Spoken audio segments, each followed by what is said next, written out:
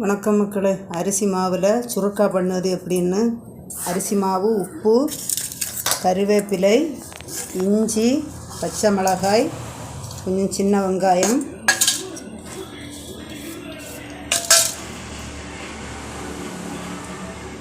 மிளகுத்தூள், தண்ணி விட்டு விரைவி எடுக்கணும்.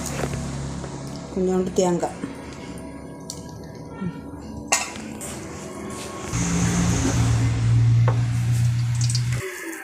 பொடி,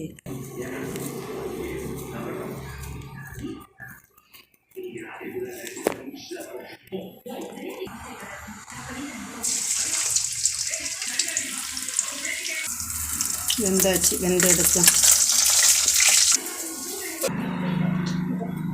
நான் அரிசி மாவில் பண்ண சுருக்கா ரெடி ஆகியாச்சு. இதுபோல் நீங்களும் செய்து பாருங்கள். செய்து பார்த்து சாப்பிட்டுட்டு கமெண்ட் பாக்ஸில் சொல்லுங்கள்.